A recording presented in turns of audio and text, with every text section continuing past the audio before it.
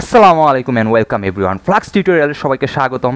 So basically আপনারা যারা Python জানেন আপনারা তারা জানেন কিন্তু পাইথন কতটা ইউজার ফ্রেন্ডলি এবং অ্যাট্রিবিউট এবং এটা হ্যান্ডেলিং করা কতটা ইজি। সো বেসিক্যালি এখন সেই ল্যাঙ্গুয়েজদের যদি আপনি একটি ওয়েবসাইট বানান তাহলে কেমন হয় আমরা সেটিই দেখব। সো আমরা বেসিক্যালি ফ্লাক্স শিখবো। ফ্লাক্স কি তা যদি কেউ না জেনে থাকেন তাহলে সেটা হলো একটা ওয়েব ফ্রেমওয়ার্ক। পাইথনের দুটো ওয়েব ফ্রেমওয়ার্ক রয়েছে, একটা জ্যাঙ্গো একটা পাইথন। জানেন আপনারা পাইথন বেসিক্যালি ওয়েবসাইটের জন্য আসেনি। আমরা লাইক ওয়েবসাইটে পিএসপি যে ল্যাঙ্গুয়েজটি ইউজ করি সেটা অনলি ওয়েবসাইটে ব্যবহৃত হয় এবং অনেক ব্যবহৃত হয়। তেমনিভাবে পাইথনের পপুলারিটি বাড়ার সাথে সাথে তারা সবাই চিন্তা করতে থাকলো যারা পাইথন ক্রিয়েট করেছে যে এটা দ্বারা যদি ওয়েব ডেভেলপমেন্ট করা যেত তাহলে অনেক ভালো হতো। সো বেসিক্যালি পাইথন দিয়ে আমরা কিন্তু ওয়েব ফ্রেমওয়ার্কের কাজ করতে পারি। So Flask is a web framework যেটা পাইথনের মাধ্যমে লেখা হয়েছে এবং এটা আপনাদের জন্য আরও খুশির সংবাদ যে পাইথনের মাধ্যমে লেখা হয়েছে এবং এর জন্য এটাও অনেক ইউজার ফ্রেন্ডলি। সো আপনার as Python is user friendly, so এটা দ্বারা লিখিত আপনার একটা লাইব্রেরিও তো অনেক কী বলবো অনেক ইউজার ফ্রেন্ডলি হবেই। সো সাথেই থাকুন এবং আমরা আজকে ফ্লাক্সের বেসিক ধারণা দেবো। আজকে আমরা আলোচনা করবো ওয়েবসাইট কীভাবে কাজ করে সেটা আগে, দেন আমরা আমাদের মেইনগুলো চলে যাবো ফ্লাক্সের মাধ্যমে ওয়েব ডেভেলপমেন্ট কীভাবে করতে পারেন আপনি সেটি। সো আমরা এখানে বেসিক্যালি একটি আমরা end to start to end একদম শুরু থেকে শেষ পর্যন্ত একটা ওয়েব বিল্ড করার ট্রাই করবো। ব্যাক এন্ড সাথে থাকবে, ডাটাবেস কানেকশন থাকবে এবং আর অনেক কিছু থাকবে। সো ওয়েলকাম সবাইকে, ফ্লাক্স টিউটোরিয়ালে সবাইকে স্বাগতম। সো বেসিক্যালি আমরা ফ্লাক্স কি হালকা হলে একটু জেনেছি আশা করি। সো ফ্লাক্স কি সেটা ডিটেলস ভাবে জানবো আমরা, অবশ্যই দেখবো ফ্লাক্সের মাধ্যমে আমরা কিভাবে ওয়েবসাইট বানাতে পারি এবং কিভাবে আমরা ব্যাকএন্ডটা করতে পারি ফ্লাক্সের মাধ্যমে। বেসিক্যালি পাইথন, সো আপনারা জানেন Python is a very friendly language. So তার আগে আমরা জেনে আসি কিভাবে ওয়েবসাইট ওয়ার্ক করে, তাই না? এটা জানা প্রয়োজন। কিন্তু আপনি ওয়েব ডেভেলপমেন্ট করবেন, এখন যদি নাই জানেন ফ্লাক্স দিয়ে সাপোজ পাইথন ইউজ করে ওয়েব ফ্রেমওয়ার্কটা করবেন আপনি ব্যাকএন্ড, এখন ওয়েবসাইট কিভাবে কাজ করে সেটা আপনার মনে বাধা হয়ে দাঁড়াতে পারে একটা যে এটা কিভাবে কাজ করে। তো চলুন আমরা চলে যাই সেই দিকে।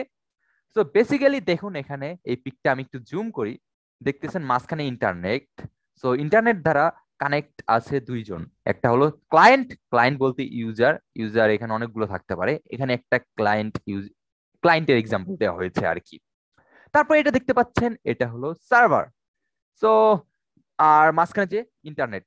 সো ক্লায়েন্ট বেসিক্যালি রিকোয়েস্ট করে কিসের মাধ্যমে? ইন্টারনেটের মাধ্যমে। কোথায় রিকোয়েস্ট করে? সার্ভারে। দেন সার্ভার একটা রেসপন্স দেয় ইন্টারনেটের মাধ্যমে কাকে? ক্লায়েন্টকে। সো আমরা এটাই দেখতে পাচ্ছি বেসিক্যালি, আর বেশি কিছু না। সো এখন সাপোজ ধরেন ক্লায়েন্ট www.something. দিল xyz, লাইক ধরেন www.facebook.com। facebook.com ইন্টারনেটকে বললো, দেন ইন্টারনেট বললো সার্ভারকে, কি বললো? সার্ভারকে বললো যে একজন রিকোয়েস্ট করেছে www.facebook.com। সো তারপর ফার্স্টে তাকে হোম পেজ দেখাই দিল, সে বলবে যে একে লগ ইন পেজ দেখাই দাও। সো লগ ইন পেজ দেখাবে। সো লগ ইন, তারপরে কি পাসওয়ার্ড যা যা থাকে সেগুলো, তারপরে বলবে যে এগুলো এগুলো চাইবে। এগুলো চাওয়ার পর ক্লায়েন্ট যখন পাসওয়ার্ড দিবে, তারপর কি দিবে? একটা ইউজার নেম বা জিমেল দিবে, সেগুলো আবার দিবে তাকে। দেন ইন্টারনেটের মাধ্যমে দিবে, ইন্টারনেট বলবে এই যে দিয়েছি নাও, সার্ভার নিয়ে নিবে। সার্ভার নেওয়ার পর সে চেক করবে যে সে কি আদৌ ভ্যালিড ইউজার নাকি না, সে কি ভুল পাসওয়ার্ড দিয়েছে না রং পাসওয়ার্ড, রাইট পাসওয়ার্ড দিয়েছে, সেটা চেক করবে। সে চেক করার পর সে একটা রেসপন্স বলে দেবে, no you are not eligible আর ইনভ্যালিড পাসওয়ার্ড, এরকম কিছু। বা বলবে আপনাকে like you are already registered, আপনার ইমেলে একটা রেজিস্টার অ্যাকাউন্ট আছে। তো সার্ভার তাকে ইন্টারনেটের মাধ্যমে বলে দিতে পারে কিন্তু। সো এখানে আপনার বেসিক্যালি ইন্টারনেট সার্ভারকে লাইক কি বলবো, এখানে চেক করার কাজটা করতেছে কি সার্ভার, সঠিক কিনা ভুল এগুলো। তারপর একটা পেজ দিয়ে দিতে পারে, হোম পেজ। পরে যদি সবকিছু ঠিক থাকে তারপর আপনি কি ফেসবুকে হোম পেজে চলে যান, নিউজ দেখতে পারেন, নিউজ ফিড। তারপর নিজের প্রোফাইলে যেতে পারেন। লগ ইন করার আগে কি আপনি প্রোফাইলে যেতে পারতেন? পারতেন না। আপনি কিন্তু সার্ভারকে বললেন ইউজার নেম, তারপর আপনার জিমেল দিলেন, সেগুলো ভ্যালিড কিনা ইন্টারনেট সার্ভার পাঠাইলো। দেন সার্ভার মাধ্যমে সেটি চেক হলো, দেন সার্ভার একটা রেসপন্স করলো, রেসপন্স পাঠালো ইন্টারনেটের মাধ্যমে কাকে? ক্লায়েন্টকে। তো বেসিক্যালি এইটা হলো আমাদের কাজ করে। সো এখন লাইক ধরুন এখানে বেসিক্যালি ডাটা ট্রান্সফার আছে একটা প্রোটোকলে, একটা রুলস ফলো করে বেসিক্যালি। সো লাইক আপনার একটা সার্ভার ক্লায়েন্ট স্ক্রিপ্ট, সার্ভার সাইটে একটা স্ক্রিপ্টিং থাকে যেটা ল্যাঙ্গুয়েজ থাকে একটা, ক্লায়েন্ট সাইডে একটা স্ক্রিপ্ট ল্যাঙ্গুয়েজ থাকে, ক্লায়েন্ট সাইড স্ক্রিপ্ট বলা হয় যেটাকে। তো ক্লায়েন্ট সাইড স্ক্রিপ্টিং বলতে বেসিক্যালি বোঝায় লাইক ধরুন জাভা স্ক্রিপ্ট, এইচটিএমএল। বেসিক্যালি আপনারা ওই যে ফ্রন্ট এন্ডটা দেখতে পারেন সামনে, ফেসবুক লগ ইন পেজ, বারবার ওই যে পাসওয়ার্ড টাইপ করতে হয়, সেগুলো। তো সেগুলো কি, সেগুলো জাভা স্ক্রিপ্ট বা আপনার এইচটিএমএল সিএসএস এগুলো বেসিক্যালি। তারপর সার্ভার হলো একটা, সার্ভার সাইড ক্লায়েন্ট বলতে বোঝায় বেসিক্যালি আমরা পিএইচপি ইউজ করি, ব্যাকএন্ডটা যেটা করি সেটা বোঝায় বেসিক্যালি। আমরা ফ্লাক্স ইউজ করতে পারি, জ্যাঙ্গো ইউজ করতে পারি, তো এগুলো আর কি, জাভা ইউজ করতে পারি এগুলো, বা জাভা স্ক্রিপ্ট, নোট জিএস এগুলো ইউজ করতে পারি। তো এখন লাইক আমরা এখানে দেখাবো একটা অ্যালগোরিদম, দেখলেন এখানে সিম্পল একটা অ্যালগোরিদম কিভাবে হয় আর কি। তো এখানে আমরা লাইক আমরা ব্যাকএন্ড যেহেতু আমরা ফ্লাক্স ইউজ করবো, তো এখানে এই সার্ভার ক্লায়েন্ট সাইডটাই আমরা ইউজ করবো ফ্লাক্স। তো আর লাইক আরেকটা কথা বলি, ক্লায়েন্ট সাইড স্ক্রিপ্টিং এ এটা আপনার জিনিসগুলো থাকে লাইক যা যা ফ্রন্ট এন্ড দেখতে পান সেগুলো কোনো সিক্রেট বিষয় কিছু নাই, মানে সিকিউরিটি বলতে কিছু নাই সেখানে, মানে কোনো ওপেন সবার জন্য, সবাই সেটি দেখতে পারে। কিন্তু সার্ভার সাইড স্ক্রিপ্টিং এ আপনার সবাই সেটা দেখতে পাবে না, এবং কোন ল্যাঙ্গুয়েজ ইউজ করে সার্ভার সাইড সার্ভার আমার সার্ভারে সেটিও কিন্তু ইউজার জানতে পারবে না সহজে, অনেক সময় জানা যায় না। জানা যায় অনেক সময় আপনি যদি সিকিউরিটি মেনটেন না করেন, তখন দেখা যায় যে আপনি লাইক আপনার এখানে পাসওয়ার্ড পাস করে দিলেন, আপনি ওইটা সে কি বলবো আপনার ক্লায়েন্ট স্ক্রিপ্টিং থেকে জেনে গেল, এগুলো কিন্তু সিকিউরিটি ইস্যু হতে পারে। সো কিন্তু সার্ভার সাইডে যা যা আমি এখানে কি প্রোগ্রামিং ল্যাঙ্গুয়েজ করেছি, এখানে কি অ্যালগোরিদম করেছি, সেগুলো কিন্তু ক্লায়েন্ট কিছুই জানবে না। সে জাস্ট একটা, আপনি যখন ফেসবুক আপনার সামনে লগ ইন পেজ চলে আসে আসে তখন আপনি খালি ফেসবুক লগ ইন পেজই দেখতে পান, দেখতে পান না যে তাদের ডাটা স্টোর কই করতেছে, তাদের ডাটা, আমি যে ডাটা পাস দিচ্ছি আমার নেম কই যাচ্ছে, তারপরে কোথায় স্টোর হচ্ছে, কিভাবে কি কাজ করছে, সেগুলো কিন্তু দেখেন না। জাস্ট দেখেন যে কিছু হলো, আমি লগ ইন দিলাম, জাস্ট একটা অন্য পেজে চলে গেলাম, কিভাবে গেলাম, অ্যালগোরিদমটা কি সেটা কিন্তু জানি না। সো সেটা বেসিক্যালি সার্ভারে করতে হয়। সো এগুলো সিকিউরিটি, বেসিক্যালি সিকিউরিটি মেনটেন করার জন্য আমরা সার্ভার অনেক কিছু করতে হয়। দেখা গেছে যেমন ক্লায়েন্ট জেনে গেলে অনেক লাইক ইম্পর্টেন্ট ইনফরমেশন, তখন একটা ঝামেলা হইতে পারে। তো বেসিক্যালি এইটাই আমরা ওয়েবসাইট এভাবে কাজ করে, আশা করি বুঝতে পেরেছেন। তো এখন কথা আসতে পারে আপনাদের, আমরা ফ্লাক্স কেন ইউজ করব। আপনারা গুগলে যে ফ্লাক্স যদি সার্চ দেন, তো ফ্লাক্স আমি সার্চ দিলাম, সো ফার্স্টে চলে আসবে ফ্লাক্স, একটা দেখতে পাবেন, Flask is a microwave framework written in Python. So basically Flask একটা কি বলবো ওয়েব ফ্রেমওয়ার্ক, সো যেটা পাইথনের মাধ্যমে লেখা হয়েছে।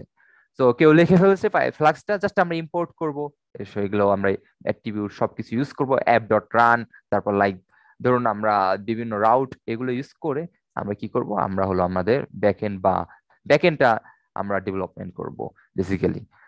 তো লাইক আমরা এখানে আপনারা জানেন পাইথন যখন ওয়েবসাইট কি বলবো প্রোগ্রামিং ল্যাঙ্গুয়েজ হিসেবে আসে, তখন কিন্তু লাইক এটা ওয়েবসাইট বানানোর জন্য করা হবে এরকম হিসেবে আসে না, just as a competitive programming ল্যাঙ্গুয়েজের মতো এসেছিল।